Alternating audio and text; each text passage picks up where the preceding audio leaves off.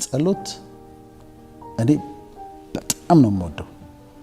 በጣም ምናልባት በመድር ላይ እንደ ጸሎት የምወደው ነገር አለ ብዬ አላምንም። መዝናናት እወዳለሁ፣ ፋን እወዳለሁ፣ ፍቅር እወዳለሁ።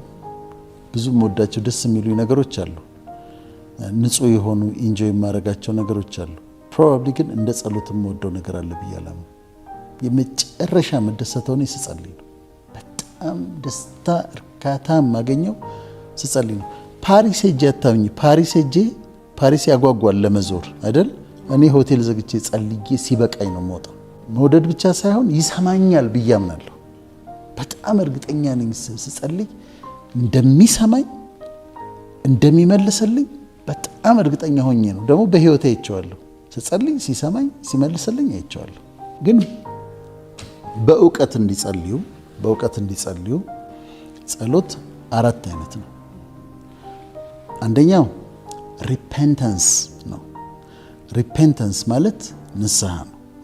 ያጠፋሁት ነገር አለ አስባለሁ። አሁን ዛሬ ለጸሎት ስቆም ወይም እንደየእምነታችን ወይ ስንበረከክ ምንድነው ያጠፋሁት ነገር ብዬ ጠይቃለሁ። ትናንትና ያጠፋሁት ነገር አለ፣ ሰው ትንሽ አለፍ ብዬ ተናግሬያለሁ፣ ወይ ሌላ ስህተት ሰርቻለሁ፣ ያጠፋሁት ነገር አለ።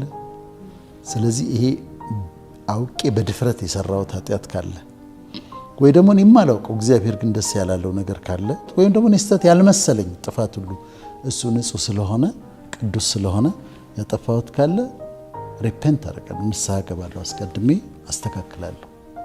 ስለ ጥፋቶቼ ይቅር በለኝ ብዬ ይቅርታ ጠይቃለሁ። ሁለተኛው ፔቲሽን ነው። ፔቲሽን ማለት ልመና ነው፣ የምትጠይቂው ነው። አባትሽ እግዚአብሔር በአምላክ ነው፣ አባት ነው፣ እንደየሃይማኖቱ ይለያያል እና ፈጣሪን ትጠይቂያለሽ። እንዲደረግልሽ የምትፈልጊያቸውን ነገሮች ታቀርቢያለሽ። ይሄን አድርግልኝ፣ ይሄን እንድታረግልኝ እፈልጋለሁ፣ ይሄን እንድታረግልኝ እፈልጋለሁ፣ ይሄን እንድታረግልኝ እፈልጋለሁ። ዝርዝሮቹ እዚህ ጋር ነው የሚመጡት። ስለዚህ ትጠይቂያለሽ። ይሄ ፔቲሽን ነው፣ ልመና ነው። ለምነሽ ከእግዚአብሔር መቀበል ያከብረዋል። በጣም ነው የሚወደው። ሰው ያስቸገረ ይመስለዋል ስለለመነ፣ ብዙ ደስ ነው የሚለው። ፈጣሪ በጸሎት በጣም ነው ደስ የሚለው። በጠይቂው ጥያቄዎች በጣም ነው የሚደሰተው። ስለዚህ ሁለተኛው የጸሎት አይነት ፔቲሽን ነው፣ ልመና ነው። ሶስተኛው የጸሎት አይነት ኢንተርሴሽን ነው። ኢንተርሴሽን ደግሞ ምልጃ ነው። እኔ ላንቺ ጸልያለሁ። እኔ ላንቺ የምጸልየው ጸሎት አሁን ለኔ አይደለም የምጸልየው፣ ስላንቺ ነው የምጸልየው። ይሄ ኢንተርሴሽን ነው። ኢንተርሲድ ነው የማደርገው ኦን ዮር ቢሃፍ። ስላንቺ ብዬ ኢንተርሲድ አደርጋለሁ። አንቺ ደግሞ ለኔ ትጸልይልኛለሽ፣ አቤል ለኔ ይጸልይልኛል። ስለዚህ ለኔ ኢንተርሲድ ነው ያደረገው። በመሃል ገብቶ በኔና በእግዚአብሔር መካከል ገብቶ እባክህን አድርግለት፣ እባክህን ይቅር በላት፣ እባክህን ለአቤል ይሄን አድርግለት ብዬ ጠይቃለሁ ማለት ነው። ስለዚህ ኢንተርሴሽን ነው። ኢንተርሴሽን ላይ የሃይማኖቶች የሚለያዩት የምድር ኢንተርሴሽን ላይ አይለያዩም።